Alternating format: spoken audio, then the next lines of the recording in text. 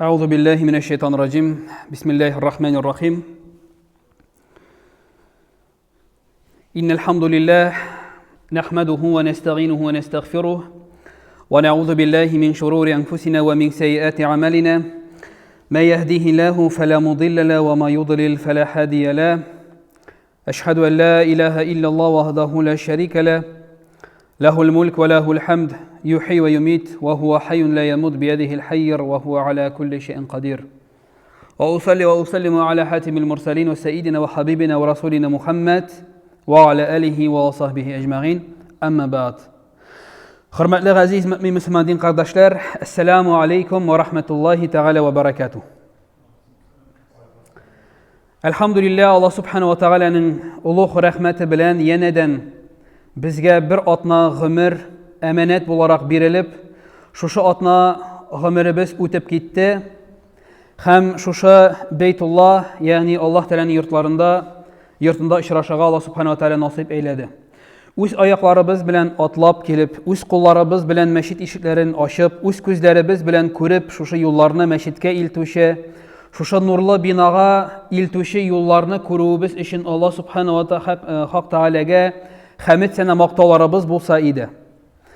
Bizlərini ədəm bağları bularaq, ənilərimiz qarnında ən əvvəl tənlərimizni yaratıb, sonra şuşa tənlərimizgə işitu, sonra kuru, qalb bilən, aqıl bilən niğmətləndirib şuşa dünyağa getirgən, ғибədət qılırğa layıqlı bolğan birdən bir zat ol Allah subhanahu haq ta'ala bir özəginə ikənində min şahidligimni birəm.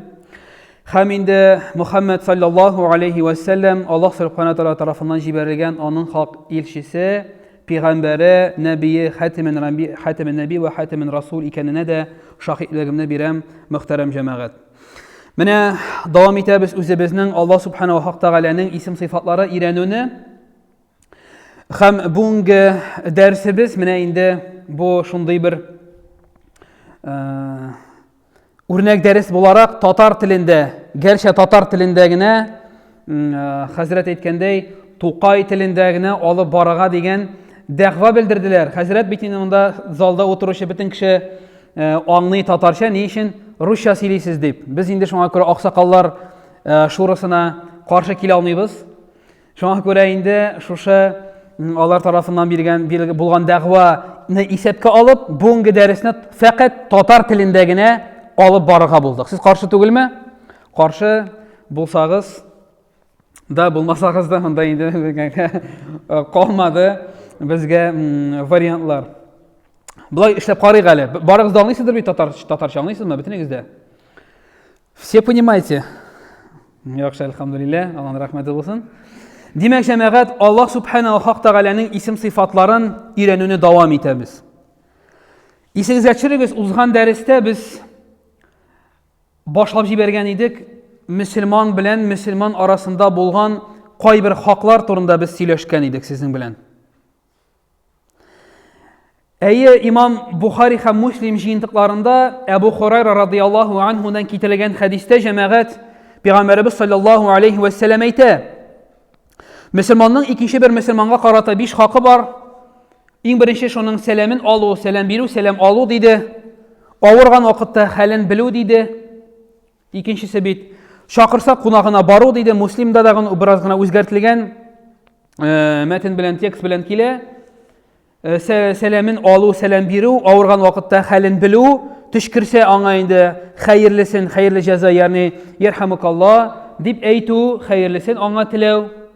Deydi, şolay indi qonaqqa baru, ölgən vaqtda onun indi cinazasında qatnaşu degan şuşunday tekst bilən kilə anda hədis. Əmə də lakin alimlər aytırlar, mənə şuşa 5 bilən gənə şiklənmi yox.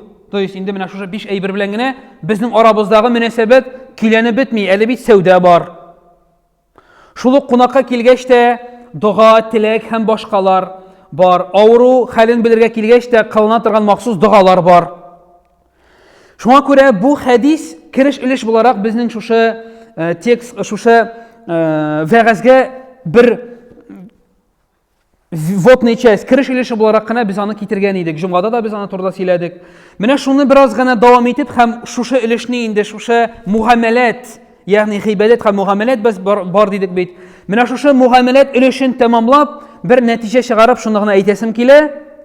Менә мин узган җомгада да шул турыда сөйләгән идем. Кемнәр инде җомгада булган, бераз кабатлап алу булыр. Фазаккар фа инна закратан фаал муъминин. Кабатла искә төшерүдә мөселманнар өчен файда бар диде Аллаһ субхана ва тааля пәйгамбәребезгә. Менә искә төшереп алыйк әле. Нәрсәне искә төшереп алырга кирәк? Җәмәгать, без әйттек, менә безнең ислам динебездә, шәригатебездә дип әйтик инде, фикх фәне бар бит, не беләсез, фикх, исламское право. Һәм менә шушы фәннең кириш өлеше буларак нәрсәдән башлана ул? Әгәр дә без фикх китабын ачып җибәрсәк, нәрсә бар анда? Чисталык өлеше, тәһарәт. Тәһарәтне алу, тәһарәтне ничек алырга, нәрсә буза, башка. Шуннан соң күчәбез намазга. Исламның икенче баганасы ул намаз. Шуннан соң уразага, закаткә, хаҗга. Шуның белән җәмәгать, менә шушының гыйбадат өлеше, шул гыйбадат исламия булсын, башка зура китаплар булсын, тәмам була. Һәм менә шуннан соң башлана нәрсә? Муамалат башлана. Нәрсә ул муамалат? Муамалат ул менә адәм балалары арасында булган мөнәсәбәт инде. Ничек булырга тиеш? Менә без күп вакытта, бигрәк тә теге безнең инде кай вакытта куштырмалар эчендә инде бик галим булган кешеләребез, мөселман кардәшләребез онытып җибәрәбез җәмәгать. Ислам бит әле ул шәригатебез, ничек намаз укырга, ничек ураза тотырга, ничек хаҗ кылырга, аның нинди фарызлары, сөннәтләре бар, ваҗибләре бар, нинди аның бозсаң, нинди штрафлары бар, алар белән генә шикләнми. Дин, безнең ислам динебез, безнең хатын белән, бала белән, күрше белән, туган белән, бизнес партнер белән ничек безнең муамаләтләребез нинди тәртипле төзелергә тиеш, хәтта динебез шуны да безне өйрәтә бит әле. Шуңа күрә, менә бу фикхның муамалат өлешен без ничектер читтә калдырабыз. Намаз укырга өйрәндек тә, ураза тотырга өйрәндек тә, хаҗга барып кайттык, ничек кыласын белдек, мөнәсәбәт ничек кырылырга тиеш башка кардәшләребез, туганнарыбыз белән һәм башкасы, менә бу хакта без бераз онытып җибәрәбез. Шуңа күрә Расулыбыз саллаллаһу алейһи ва саллям да бит беләбез бу хадис шәрифне күпләребез. Ни өчен җибәрелдең син, я Расулуллаһ, безнең арабызга дигәч, нәрсә диде? Сезнең әдәп әхлакны югары дәрәҗәгә күтәрергә. Нрав, әдәп әхлак холкыгызны төзәтеп югары дәрәҗәгә күтәрер өчен диде. Ничек күтәрергә аны? Ягъни җәмәгать, әгәр дә алсак, менә бар гыйбадат исламның шушы 5 баганасы. Намаз, ураза, закат, хаҗ, Аллаһка ышану һәм бер муамалат. Менә әгәр дә гыйбадатны адәм баласы дөрес, хәерле, мөкәммәл рәвештә үтәгән вакытта гыйбадатны, аның муамалаты нәрсә? Менә бу гыйбадаты аның муамалатында шагылырга тиеш. Яхшы итеп, иң яхшы хәерле кыяфәттә. То есть мин намазлы, уразалы булдым да, все, мин крутой, җәннәтле, җәннәт әһле дип, башкалар белән теләсәнчә сөйләшеп, теләсәнчә әйтеп йөрү, бу дөрес түгел. Менә Коръәни Кәримнең ахыргы җүзендә Мәгун сүрәсе бар. Бисмиллаһир-рахманир-рахим. Әраәйтәлләзи юкәзибу биддин. Нәрсә ди Аллаһ Тәала? Күрдеңме син ди кыямәт көнен инкар итүчеләрне? Белдеңме син, андый кешеләр дә бар, кыямәт көнен инкар итәләр. Юк, ул әкият, хәзрәт, сафсата, истәгъфируллаһ. Дөрес түгел диючеләр. Аллаһ субхана ва тааля сорый пәйгамбәребездән. Күрдеңме син ди кыямәт көнен инкар итүчеләрне? Кыямәт көненә ышану нәрсә? Кыямәт көненә ышану ул 6 иманның 6 баганасының берсе. Әмәнә билләһи ва мәлаикатиһи ва кутубиһи ва расулиһи.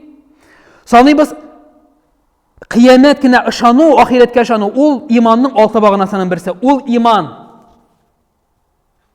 Һәм Аллаһ Тәала дәвам итеп әйтә: Әраәйтәлләзи юкәзибу биддин, фәзаликәлләзи яду'ул ятим.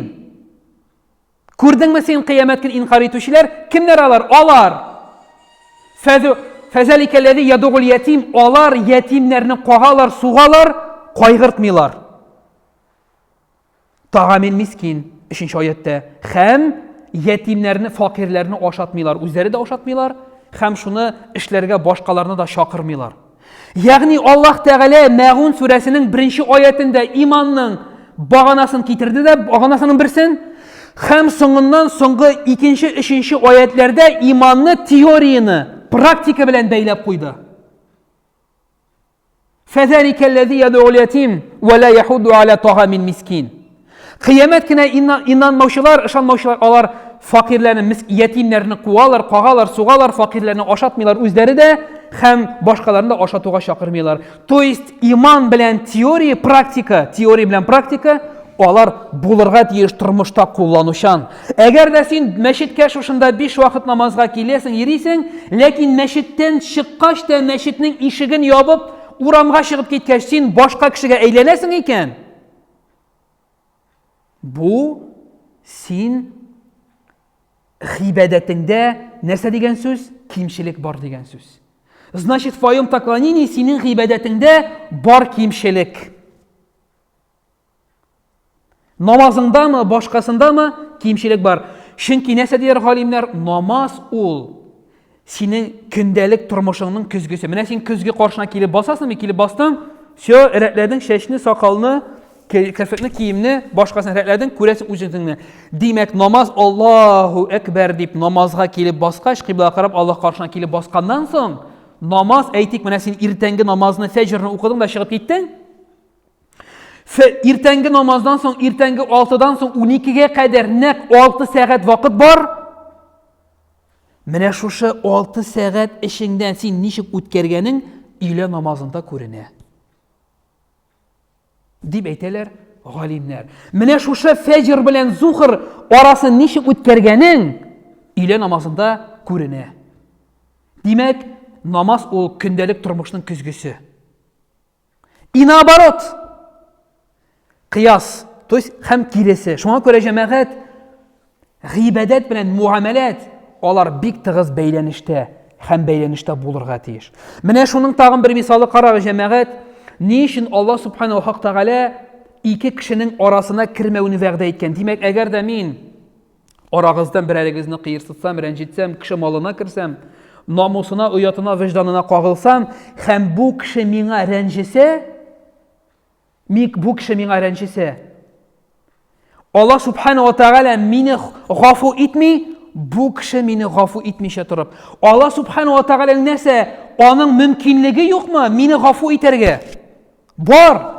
Аллаһ Субханаһу ва Тәгалә безнең гыйбадәтебезгә карашыбыз мөһим булсын өчен муамәләтне шулай бәйләп куйган. Ул кеше белән син үзеңнең араңны камилләштермичә, гафу кылмыйча, тигезләмичә Аллаһ Тәгалә гафу кылмый. Шуңа күрә бик мөһим җәмәгать, әйтеп булмый, мин намазлы, уразалы һәм мин җәннәтле дип. Менә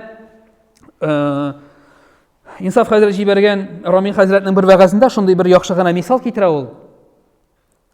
Менә малай килә дә ди, әтисенә әйтә, әти ди, велосипедым искерде, миңа ди яңа велосипед кирәк иде әти ди.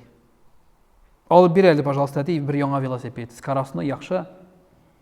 Әтисе әйтә, улым ди, менә нәрсә булай ди, ширек. Әгәр дә ширекне 5-легә тамамласаң, улым, математика, физика, химия, биология, мин сиңа сәпит алып бирергә могу, может быть. 5-легә тамамласаң. Малайга стимул булды, һәм малайга велосипед кирәк, тырыша, укый, молодец, әти менә кара ди, 5-ле тегесен булсын. Менә хәзер ничектер җәмәгать, ләкин менә мин үзем шәхсән укыган вакытта 2005-нче, 4-нче еллар бит инде. Безгә тәртип өчен айрым билге куялар. Сездә дә бар идеме? Тәртип. Менә хәзер дә бар, хәтта малайның көндәлегендә күрдем.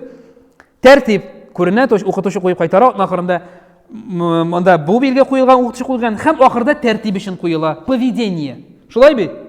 Менә малайның дәрестә 5-ле алулары ул гыйбадәт булса, аның шушы тәртип өчен куйган билгесе ул муамәләт була. Ширик бетә дә малай килә, әти ди, менә кара. 5-леләр миңа велосипед алып бир инде ди.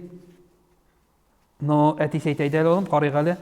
Так, менә бит монда январ аенда 25-нче январ көнне укытучың монда тәртип өчен 2-ле куйган.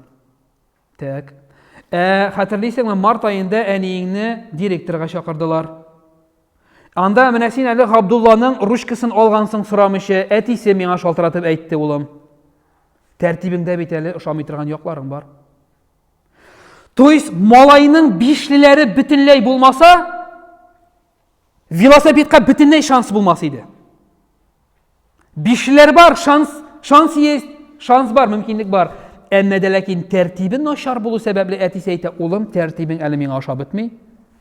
Киләсе ширеккә кадәр көтеп торабыз. Сиңа сәпит юк пока ди.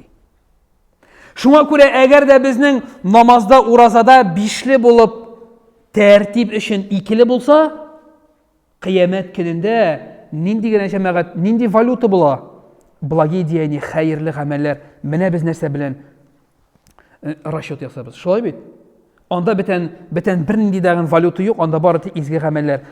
Шуңа күрә укыган, тырышып укыган 5 вакыт намазларың, эссе җәй көнендә тоткан уразаларың, ифтарларың, биргән садакаларың, башкасы синең теге хакына кергәнсең, рәнҗеткәнсең, башкасы синең түләү өчен, китте шуның өчен.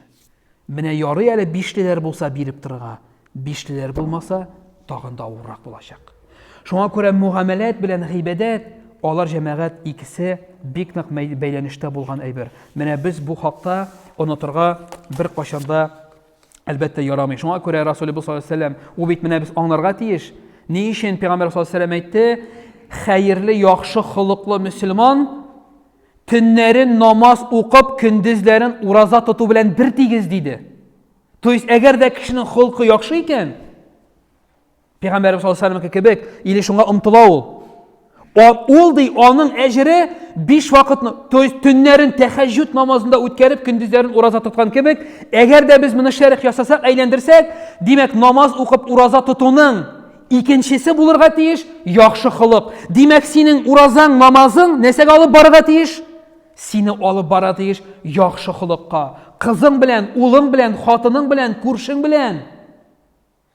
Карагыз, хәдисләрнең күбесе бит социальный, то есть җәмгыятькә бәйле. Күрше, әгәр дә син бер лестничный площадкада, бер шушы баскыч, лестничный площадка ничек ла татарча инде? Татарлар. Әгәр дә син шушы бер лестничный площадкада күршең белән яшәп, син мол тормышта яшәп, күршеңнең ничек яшәгәнен белмәсәң, ризыгы бармы, аның әҗәтләре юкмы, гаиләсендә тормышы ничек, балаларны киенергә киемнәре бармы, аның ипи алырга акчасы бармы, син белмисең икән, син мөселман була торып, Пәйгамбәр саллаллаһу алейһи ва сәллям әйтә, син безләрдән булмассың диде. Үзе нигъмәттә яшәп, күршесе факирлектә яшәгән мөселман, ул безләрдән булмас диде Пәйгамбәр саллаллаһу алейһи ва сәллям. Ә без ничек икәнен дә белмибез. Үзе чакырып кермәсә, башкасы яисә бер кайгы мәшәкать булмаса, аралаша да белмибез бүген. Бу җәмәгать дөрес түгел. Динебез моңа бик каты яктан килә. Менә шуңа күрә гыйбадәт, алар муамәләт бер-берсе белән җәмәгать бик нык бәйләнештә торалар. Шуңа күрә күчик инде без дәресебезнең асыл темасына, максатына, ул Аллаһ субханаһу ва тәгаләнең исем-сыйфатларын өйрәнү. Узган дәрестә нинди исемнәрне карап үттек? Узган дәрестә без сезнең белән Әл-Гафур, Әл-Гаффар, Тәвәб, тәүбәләрне кабул итүче, гафу итүче, бөтен, прощающий, все прощающий дигән Әл-Гафур, Әл-Гаффар дигән исемнәрне карап үткән идек. Менә җәмәгать бүген карыйсы безнең исем-сыйфат, ул алар ишәү булыр бүген иншаалла, әгәр дә без инде вакытка сыйышсак. Беренчесе җәмәгать Ар-Рақиб. Менә бу мин алда әйткән әйберләр, муамәләт, менә бу Аллаһ Тәгаләнең исем-сыйфатларын өйрәнгәндә дә алар хәзер күресез, чагылыш табачаклар алар. Беренче җәмәгать бүген өйрәнәсе исем-сыйфат кыскача гына булыр, чөнки алар менә бу 3 сыйфат алар бер-берсенә бик нык бәйләнештә торалар, берсе белән берсе Аллаһ Тәгаләнең. Ар-Рақиб, наблюдающий, күзәтүче. Аллаһ субханаһу ва тәгалә Ниса сүрәсенең 4-нче аятында әйтә: "Аузу биллаһи минәш шайтанир раҗим. Инналлаһа кана алейкум рақиба." Аллаһ наблюдает за вами. Дөреслектә Аллаһ сезнең артыннан, сезнең артыгыздан күзәтүче ди. Һәм Җәмәгать, Аллаһ Субханаһу ва Тааляның күзәтүе иң камил. Аллаһ Субханаһу ва Тааля Адәм баласының җәсәде, ягъни җисеме, тәне белән генә нәрсә эшләгәне түгел, аның башында нинди уй, фикер һәм ни өчен уйланганын да Аллаһ Субханаһу ва Тааля белә. Расулыбыз саллаллаху алейхи ва саллям Имам Аль-Бухариның 3331 хәдисе булып килә ул. 3331 хәдистә Имам Аль-Бухари китерә шул хәдисне. Расулыбыз саллаллаху алейхи ва саллям әйтте: Аллаһ Тәгаләгә гыйбадәт кылганда, Аллаһ Тәгаләне күргән кебек гыйбадәт кыл. Ләкин онытма, син аны күрмәсәң дә, ул сине күрә. Шуны онытма диде. Ягъни намаз укыганда шундый итеп укы намазны. Шундый итеп укы, шундый итеп сәҗдә кыл, шундый итеп руку кыл, шундый итеп аятларны, сүрәләрне укы. Аллаһ сине, син Аллаһны күргән кебек. Ләкин син Аллаһны күрмәсәң дә, онытма, Аллаһ сине күргәнен ди. Расулыбыз саллаллаху алейхи ва саллям әйтә үзенең хәдис шәрифендә. Шуңа күрә җәмәгать, Аллаһ Субханаһу ва Тааля Ар-Рақиб, ул күзәтүче, һәрбер әйтик инде 8 миллиард хәзер яшәсә, ничә миллиард Адәм алейхиссәламнән алып, ничә миллиард кеше яшәп киткән, менә Адәм алейхиссәламнән алып, бүгенгә кадәр, менә әле генә берничә секунд элек дөньяда һәр секунд саен ничә мең кеше үлеп тора, ничә меңен туып тора, туа бара, китә бара. Аллаһ Субханаһу ва Тааля һәрберсенең кулы, аягы белән, теле белән нәрсә эшләгәнен түгел, хәтта һәрберсенең, нәрсәләр ди галимнәр, 24 сәгать буена, менә Адәм баласының башына 24 сәгать буена 50 мең уй, фикер киреп чыга, приблизительно 50 тысяч мыслей, 50 мең уй һәм фикер керә Адәм баласына. Бер кешегә бит ул. Менә бер кешенең 50 меңне тапкырлагы 8 миллиардка, әле бүгенге көндә һәрберсенең, Аллаһ Субханаһу ва Тааля һәрберсенең нинди уй килде, мелком, даже уйып шуны эшләгәне түгел, даже килеп онытылганы.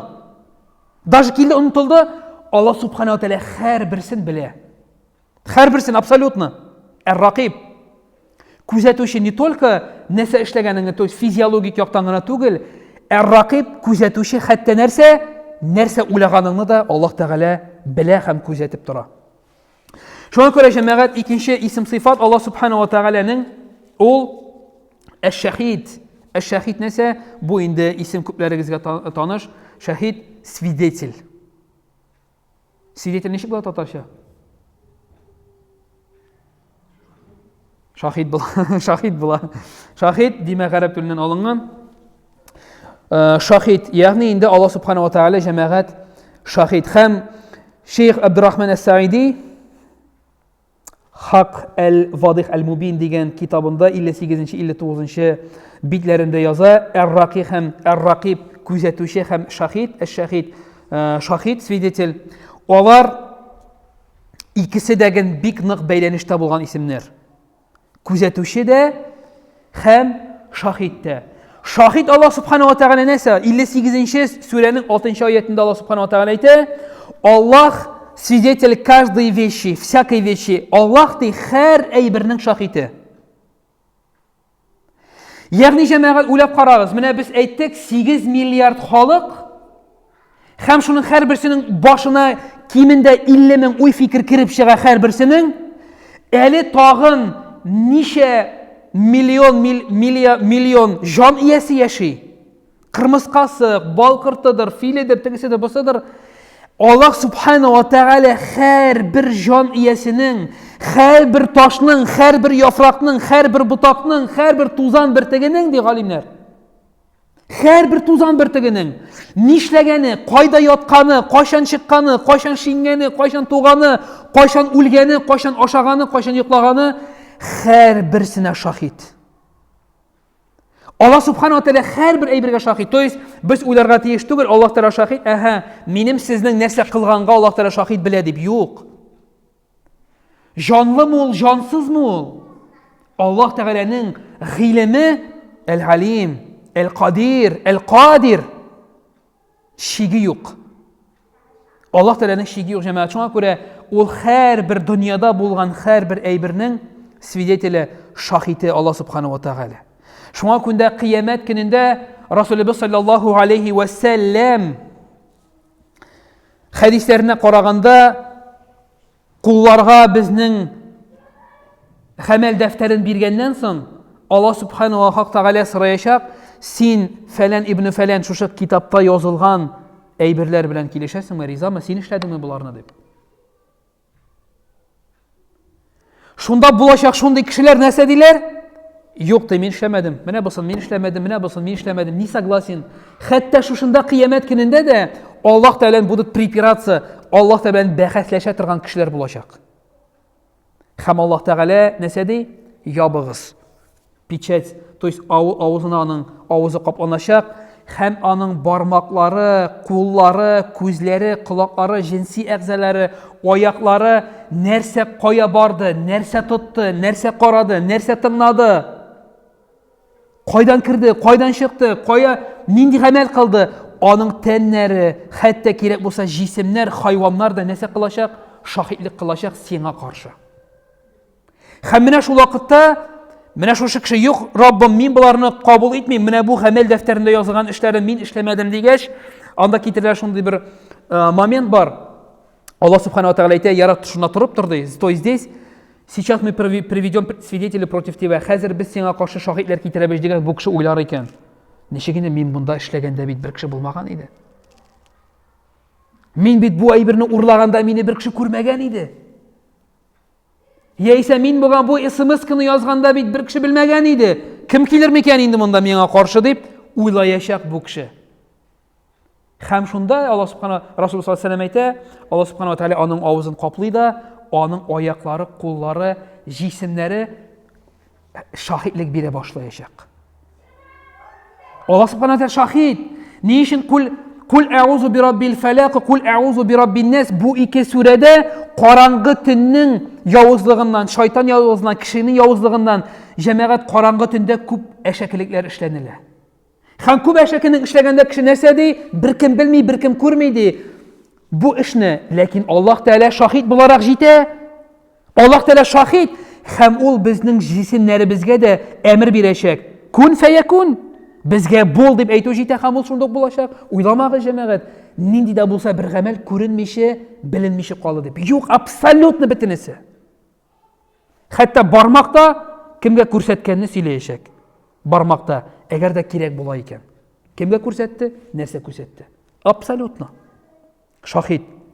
Шуңа күрә Аллаһ Субхану ва Тәгалә әш-шаһид, һәм аның җәмәгать шаһидлегеннән бер нәрсә кашып кала алмый. Һәм менә халимнәр әйтәләр, нәрсә бирә безгә Аллаһ Субхану ва Тәгалә ар-рақиб һәм әш-шаһид икәнен белү. Что это нам дает? Аллаһ Тәгалә һәрбер әйберне күзәтүче, һәм һәрбер әйбергә шаһид. Менә җәмәгать, дөньяда күп әйберләр эшлибез, кунакка барабыз, SMS-ка язабыз, Әссәламу алейкум дип күрешәбез, дуга кылабыз бер-беребезгә. Әгәр дә мөмин, мөселман кешесе шушы ар-рақиб белән әш-шаһид исеменең нинди дәрәҗәдә һәм нәрсә аңлатканын чын күңелдән аңлый икән, анда икейизләнү калмаячак. Зачем? Аллаһ Тәгалә белән сиңа нәрсә өчен бу гамәлеңне эшләгәнеңне. Аллаһ Тәгалә белән нинди максат белән намаз укыганыңны, Аллаһ Тәгалә белән ни максат белән садака биргәнеңне, Аллаһ Субхану ва Тәгалә ни өчен мәҗлис үткәргәнеңне, Аллаһ Субхану ва Тәгалә ни өчен белә, ни өчен садака салганыңны, бөтенесен белә. Ул ар-рақиб һәм әш-шаһид. Зачем притворяться? Нәрсәгә икейизләнергә? Менә беләбез икән без шуны, тәгаен ар-рақиб һәм әш-шаһид икәнен, шушы ике исем сыйфатны йөрәгебезгә салабыз икән, ихсан дәрәҗәсенә җитәбез. Нәрсә ул? Ихсан, иман, ихсан. Ул Аллаһ Тәгаләне күргән кебек күрмәсә дә, ул безне күргәнен истә тотып намаз уку һәм гомумән гыйбадәт кылу. Менә ни өчен кирәк безгә ар-рақиб һәм әш-шаһид. Аллаһ Тәгалә күзәтүче һәм свидетель, шаһид. Ул белә һәм күрә. Зачем ты это делаешь? Ни өчен моны эшләгәнеңне? Һәм җәмәгать, менә бүгенге көндәге, бүгенге иренәсе өченче исем сыйфат, ягъни ар-рақиб һәм әш-шаһид булса, икенче җәмәгать ул ал-латиф. Аллаһ Субхану ва Тәгалә Худ сүрәсенең 57-нче аятында әйтә: Аузу биллаһи минаш шайтанир раҗим. Инна рабби аля кулли шайин хафиз. Аль-хафиз, Гафу итегез, Әл-Латиф икенчесе. Әл-Хафиз. Ягъни Аллаһ субхана ва тәгалә кем? Саклаучы, хранитель. Менә бу җәмәгать исем тирәнрәк инде һәм кызыграк. Хафиз. Коръән хафиз диләр бит, Коръән хафиз. Өйрәнүче, саклаучы. Кем ул? Коръәнне үзендә саклый. Ятлаган саклый. Менә җәмәгать Аллаһ субхана ва тәгалә әйтә: "Воистину Господь мой хранитель всяких вещей". Дөрестлектә минем Раббым һәр әйберне саклаучы ди. Менә бу Әл-Хафиз дигән Аллаһ субхана ва тәгаләнең җәмәгать саклаучы дигән исем сыйфатын галимнәр ике өлешкә бүлеп аңлаталар. Аллаһ субхана ва тәгалә саклаучы һәм саклаучы дигән мәгънәне ике өлешкә бүләләр. Беренче мәгънәсе Аллаһ субхана ва тәгаләнең шушы Әл-Хафиз дигән, саклаучы дигән исеменең беренче мәгънәсе ул Аллаһ субхана ва тәгалә бәндәләренең хәерле һәм хәерсез булган гамәлләрен саклый. Аңлашыламы? Аллаһ субхана ва тәгалә бәндәләренең яхшы һәм яман гамәлләрен саклый. То есть Аллаһ оберегает наши дурные и хорошие деяния, хранит. Без беләбез Коръәни Кәримнән Аллаһ субхана ва тәгалә нәрсә диде? Без сезнең ике як җилкәгезгә наши писцы язучы куйдык ди, ике язучы фәрештә. Һәм авызыгыздан бер аваз чыгуга, хәтта ыңгырашып куйсаң да, аны язып куялар шушы ике фәрештә. Ләкин сорау ыңгырашкан вакытта шөкер белән, ыңгыраштан авырткан вакытта мисал өчен, дип. Башкасы дип. Әгәр дә шөкер итеп, зарланусыз була икән, хәерле гамәл языла. Әгәр дә инде син ыңгырашкан вакытта зарланып икән, бу вакытта инде хәерсез гамәл булып язылачак. Шуңа күрә беренчесе җәмәгать Аллаһ субхана ва тәгалә хафиз, ул бәндәләренең яхшы һәм яман гамәлләрен саклый. Ни өчен? Чөнки Аллаһ субхана ва тәгалә әл-Гадил кыямәт көнендә гамәл дәфтәрләрен без әйттек биргәч, сиңа гадел хөкем булсын өчен, чтоб твой суд был справедливым, Аллаһ тәгалә сиңа әйтә, менә ди, кара. Мөдәррис, син шушы яшьтә бәлигать яшенә җиткән идең, һәм фәлән яшьтә синең җаның чыкты. Менә монда син йокладың, җавап бирмисең. Йоклаган вакытта кеше гамәл өчен җавап бирми, хәдистән беләбез. Менә шушы гамәлләр синеке, менә без язып бардык синең. Бөтен гамәлеңне. Шуңа күрә җәмәгать беренчесе Аллаһ субхана ва тәгалә үзенең бәндәләренең яхшы һәм яман гамәлләрен саклый, һәм Аллаһ субхана ва тәгалә нинди гынах, нинди җәза тиеш бу гынахка, һәм нинди савап тиеш бу хәерле гамәлгә, Аллаһ субхана ва тәгалә үзенең гадел хөкеме белән хөкем итүче дип санала. Икенчесе җәмәгать, ягъни беренчесе булды гамәлләрен саклау. Аллаһ субхана ва тәгалә хафиз, икенче аңлатмасы Аллаһ тәгалә саклый. Нәрсәне саклый дигән вакытта ул җәмәгать саклый, менә монда икенчесе тагын ике өлешкә бүленә. Беренчесе гамәлләрен саклый, икенчесе җәмәгать саклый, бу тагын ике өлештән тора. Аллаһ субхана ва тәгалә саклый гомумән бөтен әйберне дә. То есть, менә бу җир шары, җирне алсак, әйтик, менә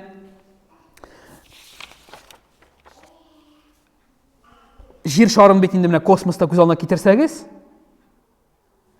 Кояш тирәли, анда тезелгән 9 планета, шулай бит? 9 планета тезелгән.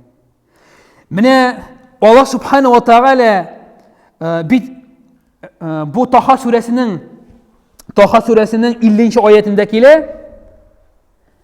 Фиргаун белән Муса алейхиссалам сөйләшеп торган вакытта, Фиргаунның патшалыгында, во дворце, фараоны дип әйтик инде. Муса алейхиссалам Фиргаунга Аллаһ субхана ва тәгалә турында аңлата башлый. Аллаһ тәгалә турында аңлата башлый, сөйли башлый бит инде. Һәм шунда сөйләгәч, Фиргаун сорау бирә Мусага. Муса ди, кем синең Раббың ди? Кем соң синең Раббың ди? Муса ди. Һәм Муса алейхиссалам җәмәгать җавап бирә, нәрсә ди? Дөрестлектә ди, минем Раббым шундый зат, ул бөтен әйберне яратучы. Галимнәр әйтәләр, җанлы һәм җансыз. Һәм һәрбер әйбергә яшәү рәвешен күрсәтүче. То есть, Аллаһ субхана ва тәгалә җанлы һәм җансыз әйберләрне яратты.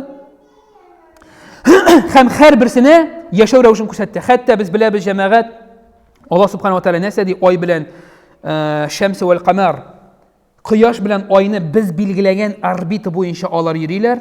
Һәм беләбез хәдистән, кояш байыганнан соң Аллаһ субхана ва тааляның гарше астында килеп сәҗдә кыла дигән аят та бар бит. Хәдис бар, гафу итегез. Хәтта Аллаһ субхана ва тааля җәмәгать ничек, то есть бу аят бин киң, менә Аллаһ тәала саклый дигәндә карагыз. Без яши торган җир шарының озоновый слой бар. То есть менә без яши торган җир шарының космос ягыннан караганда аның озоновый слой бар. Ни өчен кирәк ул? Галимнәр әйтәләр, менә бу озоновый слойның катламы 25 километр. То есть җир шарын космос ягыннан әйләндереп алган махсус катлам 25 километр калынлыкта, ул кояштан һәм космостан килә торган зин вредный әйберләрдән саклый. Һәм әле без беләбез, магнитның нинди полюслары бар? Магнитный полюслары бар. Һәм шушы магнитның, шушы җирнең магнитный полюслары да космостан кергән вредный әйберләрнең излучениялар, җәмәгать, әгәр дә шушы җир шары, шушы 25 километр катлам белән әйләндереп алынмаган булса, җир шарында на плоскости Земли невозможно было бы жить. Бер хайванда, бер җан иясе дә кояштан кергән, космостан кергән шушы начар излучениялардан, радиациядан хәлак булыр иде бөтен җан иясе. Аллаһ субхана ва тааля һәр әйберне саклаучы дигәндә, иң беренче безне җир шарын яраткан, дөнья буларак, йорт буларак яраткан, аны җир космос ягыннан махсус әйләндереп алган, каплаган, саклый. Әле тагын литосфера бар, атмосфера бар, биосфера бар, тагын 6-7-5-6 катлам җир шарының, җирнең ички яктан катламы бар, космоска чыкканчы. Ягъни Аллаһ субхана ва тааля саклаучы дигәндә җәмәгать, безгә җир шарын ул йорт буларак яраткан дагын, әле тагын шуны яшәү өчен яраклы итеп кылган. Иң беренче саклау дигәндә, менә бит карасак, бүгенге көндә ничә миллиард, бүген 8 миллиард халык яшәсә, аның ничәсе мөселман, ничәсе христиан, ничәсе буддист, ничәсе атеист. Ләкин Аллаһ субхана ва тааля намаз укучы белән намаз укымаучыга бит аерым кислород, аерым ризык, аерым яңгыр бирмәгән. Ягъни Аллаһ субхана ва тааля хафиз, ул бөтен әйберне саклый. Динлеме ул, динсезме ул, намаз укыймы ул, намаз укыймы ул, аңа да шул ук яңгыр ява, аңа да шул ук кояш җылыта. Ар-Рахман, Аллаһ тааля рәхимле бөтен кешегә бу дөньяда. Рәхимле һәм ул саклый. Һәм җәмәгать, менә галимнәр әйтәләр, бит әле беләсездер, менә башка галимнәрнең, башка хәзрәтләрнең, имамнарның, шейхларның вәгазьләреннән җир шары безнең ничек, ул относительно своей оси, ул нинди? Ул авыш. Җир шары безнең авыш 23,44 градуска. 23,44 градуска. Ул авыш ни өчен?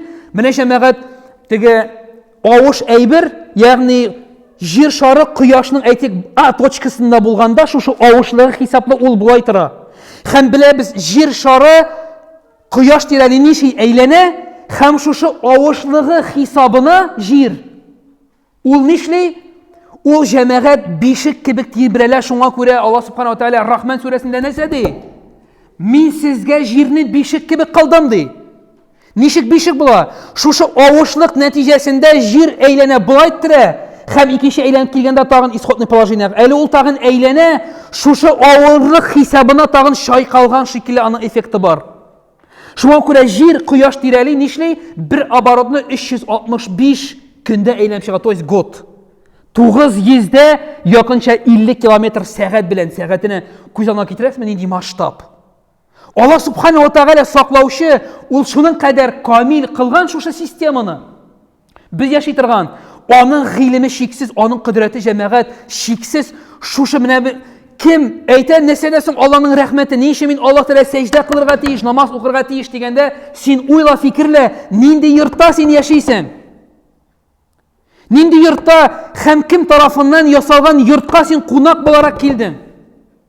Менә синең йортыңа кунак килсә, аягыннан салмаган, өстеннән салмаган, сүгенә, кышкына, пычрак исләр килеп тора, синең йортыңдагы тәртипне боза. Ошыймы сиңа мондый кунак? Ошамый.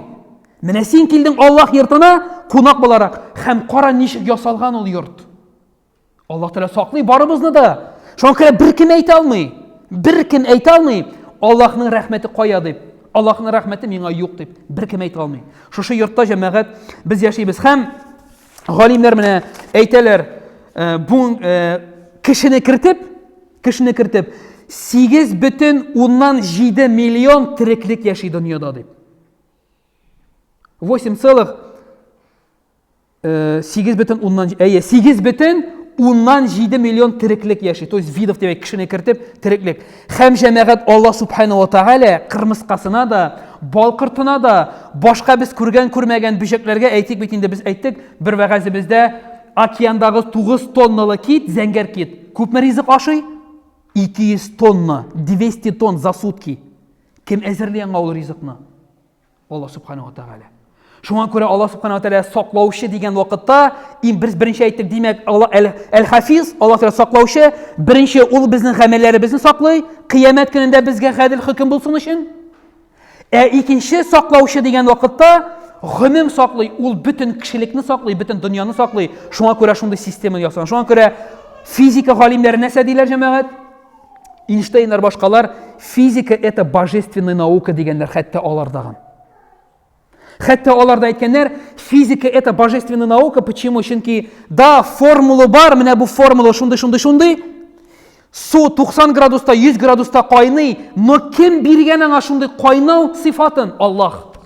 Кем биргән аңа шундый формулага буйсынырга? Ул Аллаһ. Формула бар, физика бар. Ләкин ни өчен бу формула нәкъ менә шулай эшли? Моны бер галим аңлата алмый. Бу фақат дин белән. Шуңа күрә галимнәр нәрсә диләр? Дөньяга җәмәгать 3 караш бар. Берсе дини караш, икенчесе гади караш, өченчесе фәнни караш. 3 взгляда на жизнь. Научное, религиозное и обычное. Дин, шушы дингә үк гади дә кергән, фәнни дә кергән, бөтенесе кергән. Әгәр дә без динне, Коръәнне өйрәнәбез икән. Шуңа күрә Әл-Хафиз, Аллаһ Тәгалә саклаучы, беренчесе гомум.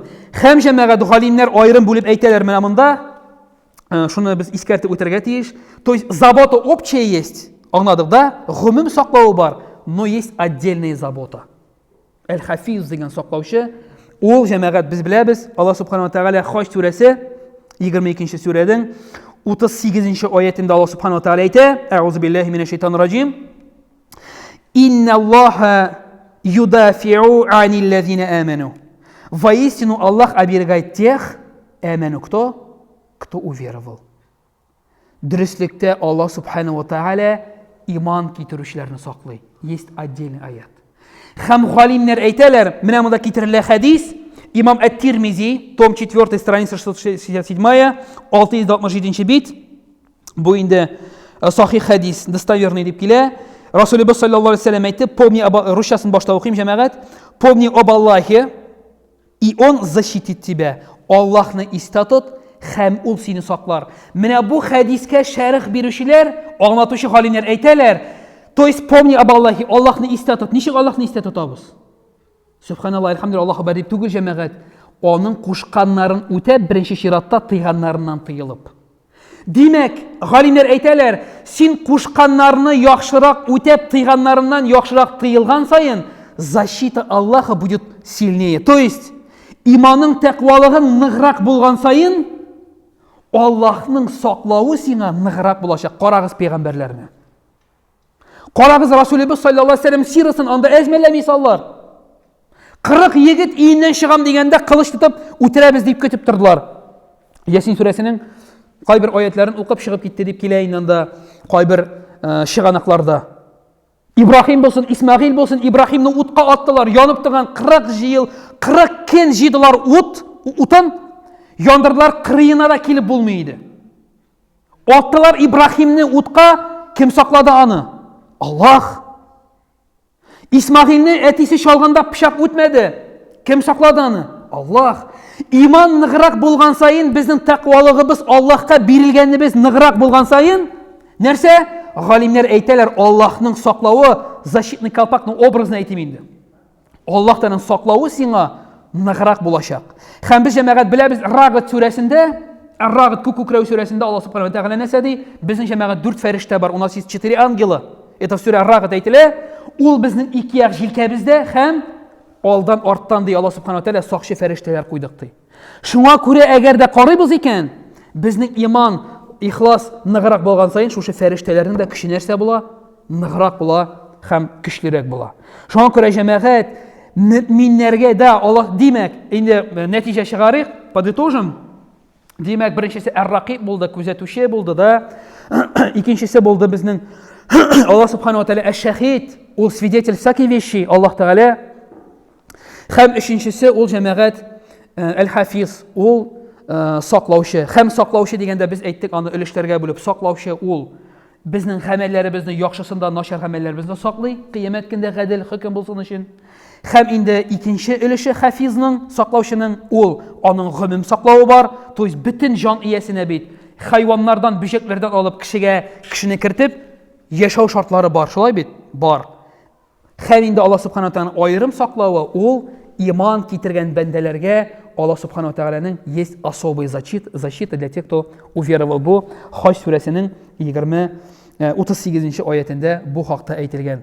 Шуңа күрә мөхтәрәм җәмәгать, менә Аллаһ субхanahu ва тааля әл-Гафур, әл-Гаффар дидек, әл-Хафиз дидек, әр-Рақиб дидек, әш-Шахид дидек. Менә шушы исемнәрне Аллаһ Тәгалә күбрәк, Аллаһ Тәгалә хакында күбрәк белгән саен, менә шулай фән белән, гыйлем белән, дөньяви һәм дини фән белән без аларны иншалла әлегә мөмкин булган кадәр алып барыбыз. Менә шуларны белгән саен, бит галимнәр нәрсә диләр? Шушы рубубия, улухия, исмей ва сифат, шушы исем сифатларны белү, Аллаһның исем сифатларын белү, ул барлык гыйлемнең дә башы. Чөнки күп барлык гыйлемнәр диярлек шушыннан чыгалар. Шуңа күрә мөхтәрәм җәмәгать, Аллаһ субхanahu ва тааля безнең тақвалыкларыбызны, ихласлыкларыбызны, иманнарыбызны нык кылып, үстебездә булган бурычларны, фарызларны, ваҗибләрне тиешле рәвештә үтәп, Аллаһ субхanahu ва тааля бездән риза булырдай гомерләрне кичереп шушы дөньядан һәм инде ахиреткә иман белән кайтып, иншааллаһ тәгалә үз рәхмәте белән шушы мәчеттә бергә очрашып күрешкән кебек, җәннәтләрдә дә очрашып күрешергә Аллаһ субхanahu ва тәгалә насыйп әйләсә иде. Субханика Аллаһумма ва бихамдик, ашһаду ан ла илаһа илля ант, астагфирука ва атубу илейк. Ассаламу алейкум ва рахматуллаһи ва баракатуһ.